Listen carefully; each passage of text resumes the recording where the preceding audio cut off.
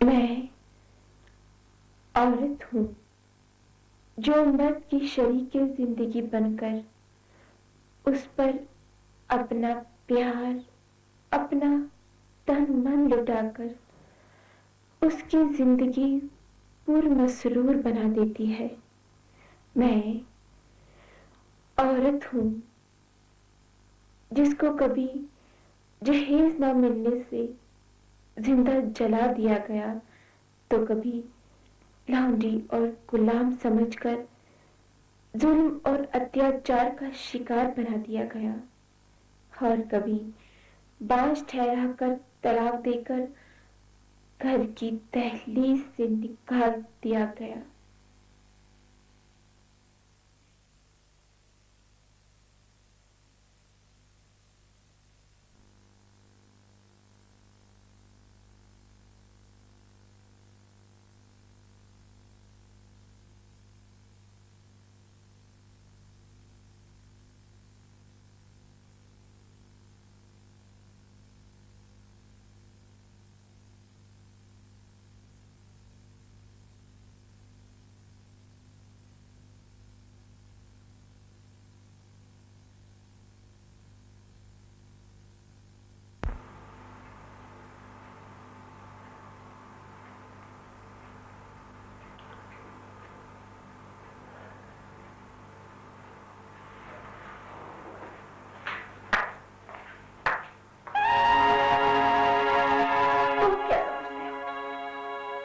बेटी की शादी चुपचाप करवा के तुम बाजी जीत गए। अरे मेरे अरमानों का गला घोंट के वो कभी खुश नहीं रह सकती। मैं रात के देर में छिपी वो चिंगारी हूं जो उसके घर संसार में आग लगा देगी। आग।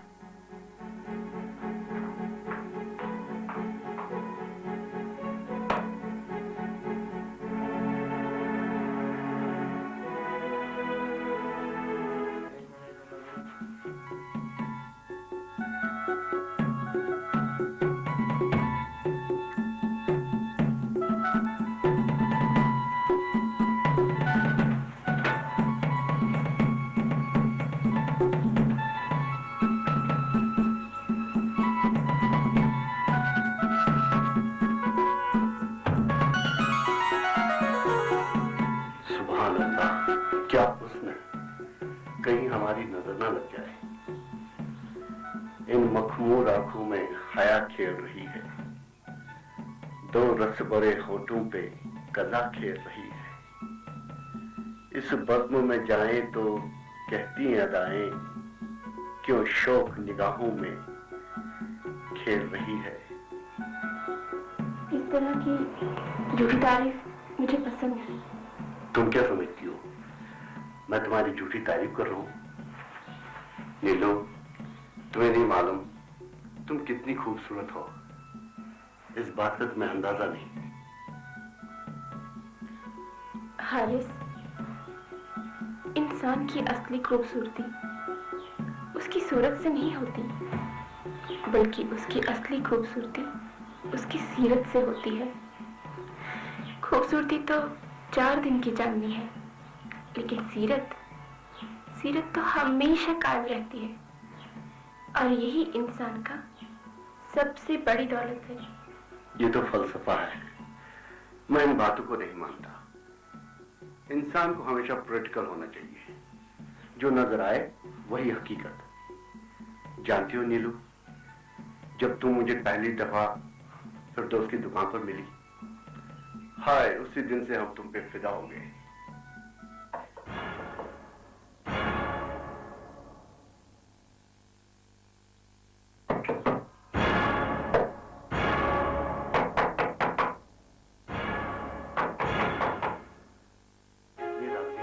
कौन हो सकता है? क्या मालूम?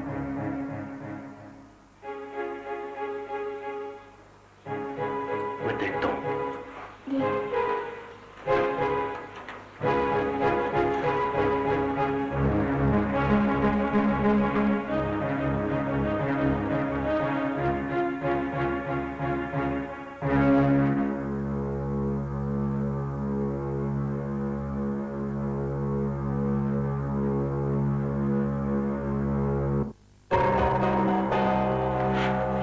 जबरदस्ती है?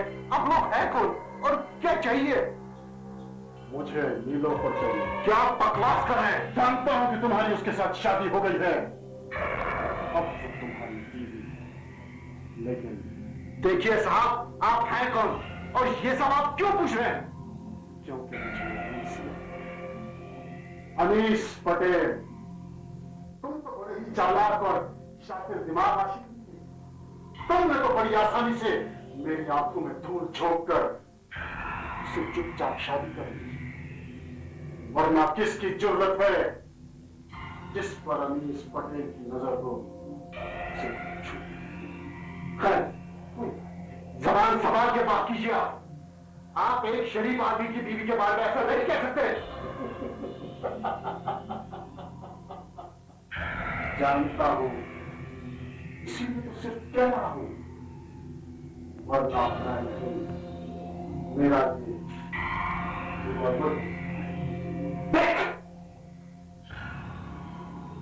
नीलोफर को मेरे हवाले कर दे।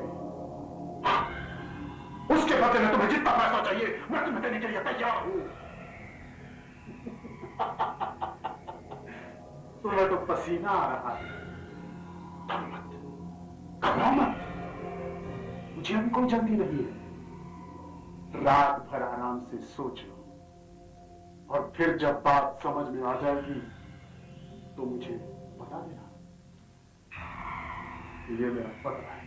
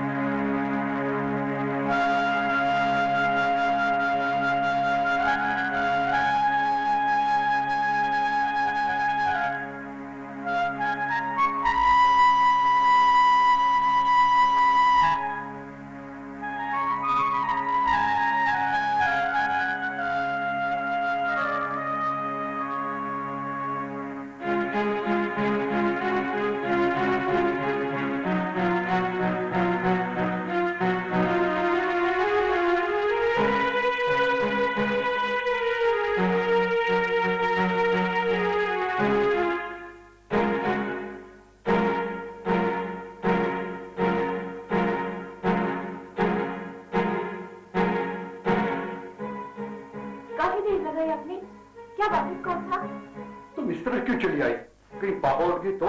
पहले मुझे बताइए कौन था? मेरा दिल घबरा रहा है। कोई नहीं था। तो फिर दरवाजा कौन खटखटा रहा था? अरे वो था वो। कौन? अरे वही मेरा दोस्त फिरदौस। इस वक्त उसे क्या काम पड़ गया जो उसे इतनी रात आना पड़ा? और फिर वो तो अभी कुछ देर पहले ही यहाँ से गया था। फिर ऐसा क्या काम पड़ गया उसे जो उसे अब भी आना पड़ा? वो कुछ परेशान था। परेशान था? मैं कुछ समझी नहीं।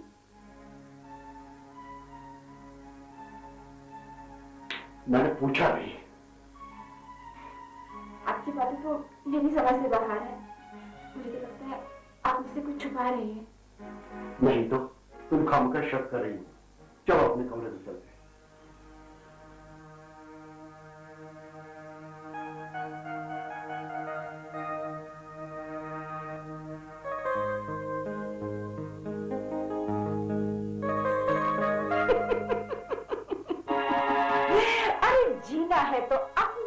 जियो नाज, दूसरों के लिए क्या जीना, जिंदगी बार बार नहीं मिलती।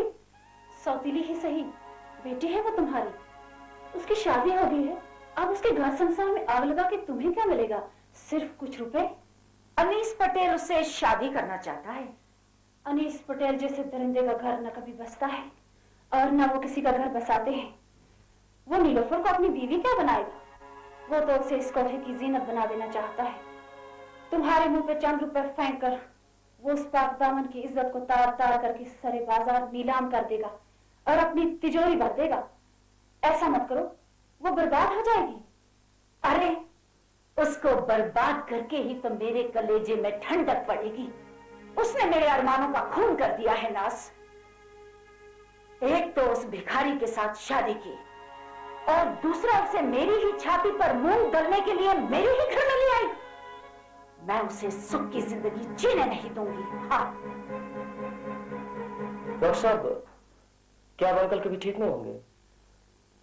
बेटे, इस बीमारी में ठीक होने के चांसेस बहुत कम होते हैं। यह हद तक कैसे पेश आया?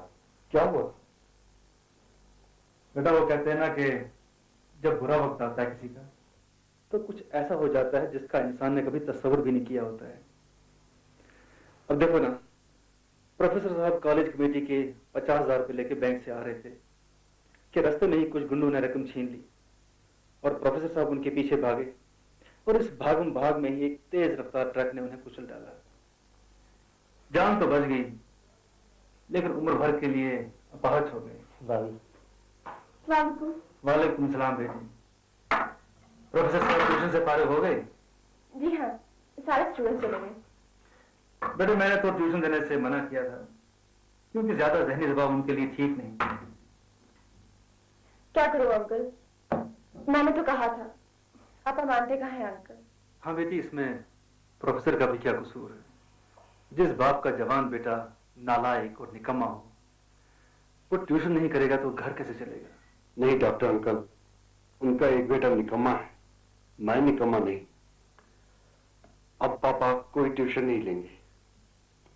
अब इस घर को संभालना मेरी जिम्मेदारी है। अल्लाह तौफीक दे बेटे, बहुत नेक ख्यालात हैं तुम्हारे। अच्छा तुम लोग बातें करो, मैं प्रोफेसर से मिल के आता हूँ। हारिस, देर हो रही है, चलना नहीं है क्या? हाँ चलते हैं, तुम यहीं बैठो, मैं कपड़े बदल के आता हूँ। ठीक है, मैं तब तक चाय पीता हूँ।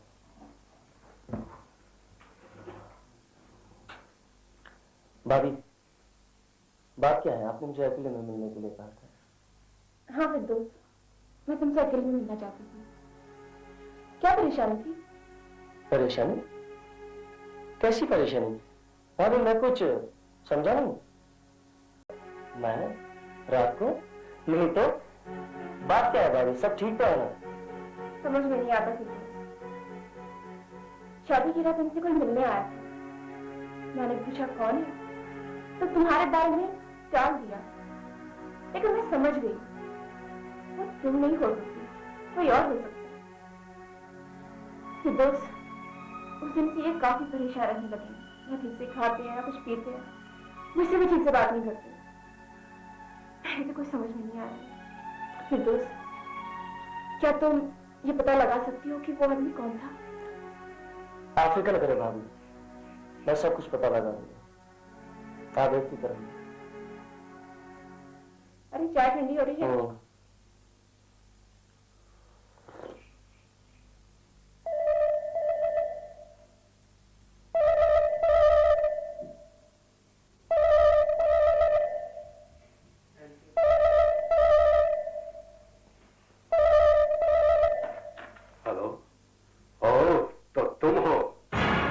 नहीं, किसी भी कीमत पर भी नहीं।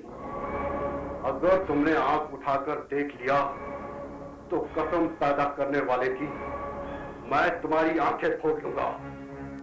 तुम्हें जो करना है कर लो, मैं डरता नहीं। इस देश में अभी भी कानून नाम की कोई चीज है।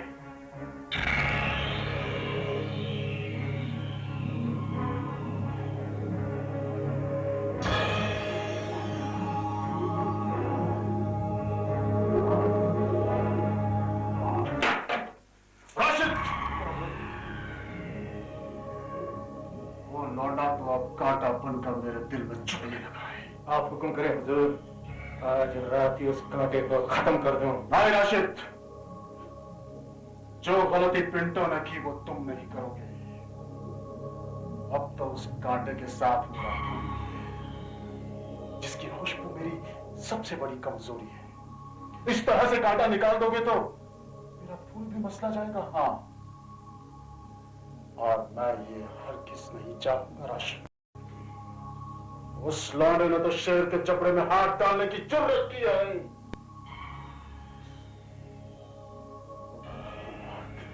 सोचनी पड़ेगी। अरे मुन्ना मुन्नी, तुम दोनों रो क्यों रहे हो? दीदी, माँ ने हमें मारा। माँ ने मारा? क्यों मारा? स्कूल के साथ पिकनिक पर जाना, लेकिन वो जाने नहीं देती। तुम जाना चाहती हो? हाँ। देखो मुन्नी, मैं माँ को नहीं समझा सकती। अगर वो कह रही है कि नहीं जाना है तो मत जाओ, लेकिन मैं तुम्हें ले जाऊंगी। नहीं दीदी, मैं स्कूल के साथ ही जाऊंगी। मेरी सहेली आसिया भी तो जा रही है। तो क्या हुआ, जब हम पिकनिक पर जाएंगे तो आसिया को भी साथ ले जाएंगे, ठीक है? सही दीदी। हाँ, अब तुम लोग जाओ और स्कूल के लिए तैयार हो जाओ, ठीक है? ठीक है मुन्ना, जाओ जाओ।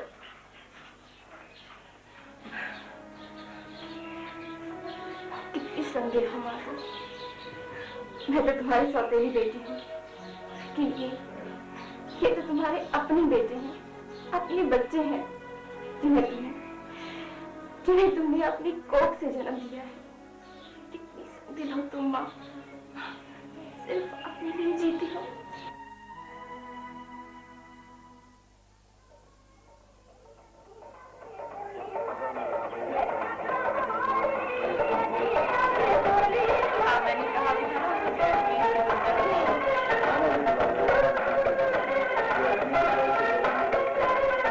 लीजिए, पहले क्या दिया, मैं नहीं जाऊंगा। मुन्नी, तुम चलोगी? अच्छा चलो, हम अभी आते हैं।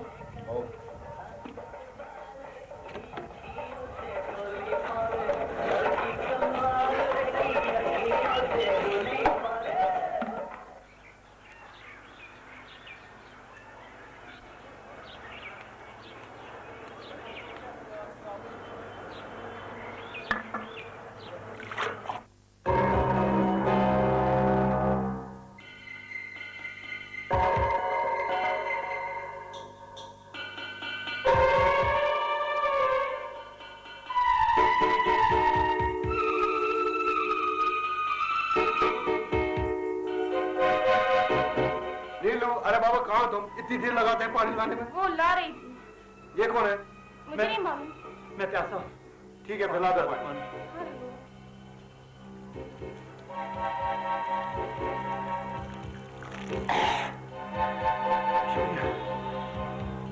वो मुन्नी कहाँ चली गई? वो तो वहाँ फैजल के साथ खेल रही है। मैं उसे यहाँ ढूंढ रही थी। चलिए। ठीक है, लेकिन तुमने भाभी से ये क्यों कह दिया कि उस रात मैं मिलने आया था? उसके साथ साथ अब तुम्हारा भी दिमाग खराब हो गया। मैंने नीलू से यूं ही कह दिया था कि तुम आए थे। हारिस, ये बात यूं ही कहने की नहीं है। तुम जरूर मुझसे कुछ छुपा रहे हो। वो दरवाजे का खटखटाना, वो नीलोफर का वहम था। और तुम्हारा? मुझे भी कुछ देर ऐसे ही लगा कि कोई दरवाजा खटखटा रहा है। फिर जब मैंने देखा तो कोई नहीं था। मेरा यकीन करो। लेकिन फिर अचानक ये बदलाव क्यों? न दोस्ती का लिहाज, न बीवी से मोहब्बत। ये सब तुम लोग का वहम है। वहम? सच को वहम का नाम देकर तुम हकीकत को जुटला नहीं सकते। हारिस, मैं समझता था अगर मैंने जिंदगी में कुछ हासिल किया है तो वो है तुम्हारी दोस्ती।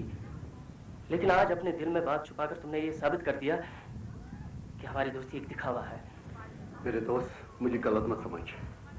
इस दुनिया में तेरे सिवा है ही कौन मेरा जिसको मैं अपने दिल की बात कह सकूं। तो फिर बोलते क्यों नहीं? कहने से दिल का बोझ हल्का होता है हारिस।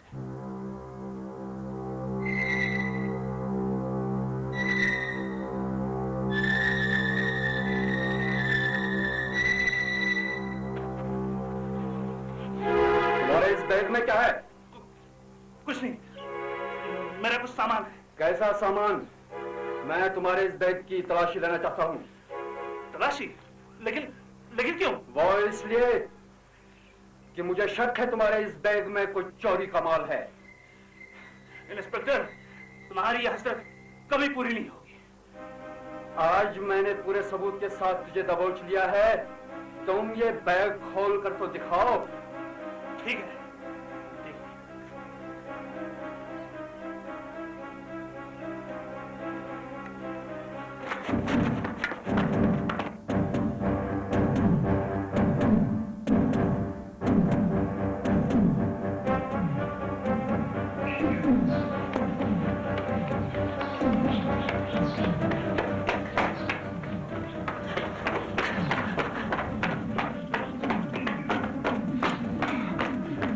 आज तो बच गया बच्चों, लेकिन याद रखना इंस्पेक्टर इरशाद खान तुझे कभी नहीं छोड़ेगा, कभी नहीं छोड़ेगा।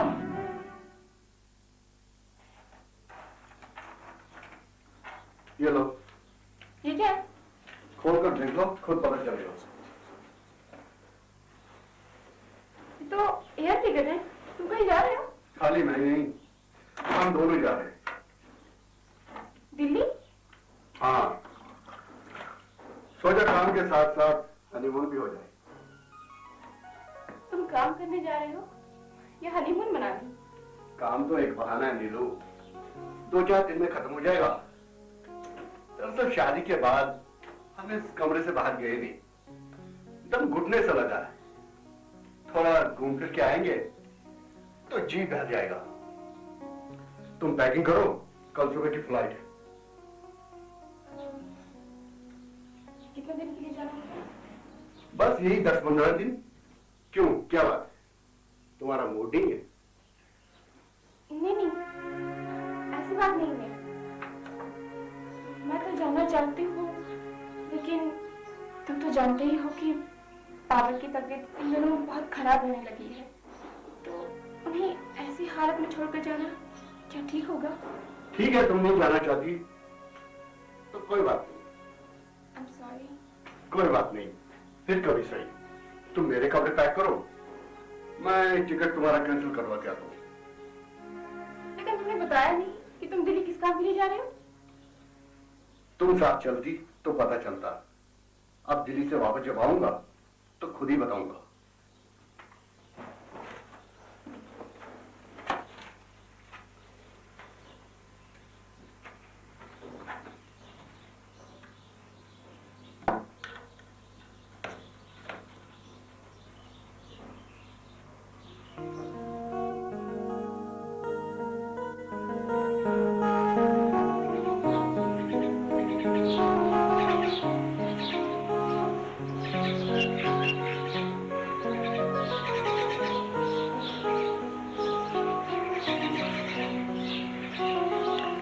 सुनो, a man does not know how he is.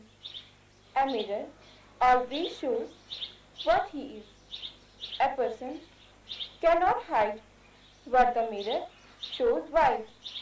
A person who is not graceful does not want to see his face fearful. A person is not fearful with face. He himself can find his internal grace. A mirror shows the reality and none can react to see a gloomy face. A person should keep spiritual grace. It mirror shows truth in case. अब याद हो जाएगा ना? जी दीदी। चलो आप science की किताब निकालो। अरे मुन्ना, अभी तक तुम्हारी पेंटिंग तैयार नहीं हो रही है? अभी नहीं हुआ, अभी थोड़ा टाइम लगेगा। अच्छा करो जल्दी से। हाँ निकालो जल्दी। मैं तेरे बाप की जर खरीद गुलाम नहीं, 24 घंटे चूल्हे में सर घेरे पड़ी रहूं। मुन्नी, अभी तो मैंने तुम्हें चैप्टर बताया ना, वो जल्दी से याद करना। जी। वो मैं काम खत्म करके आती हूँ। मुन्ना तुम भी जल्दी करना।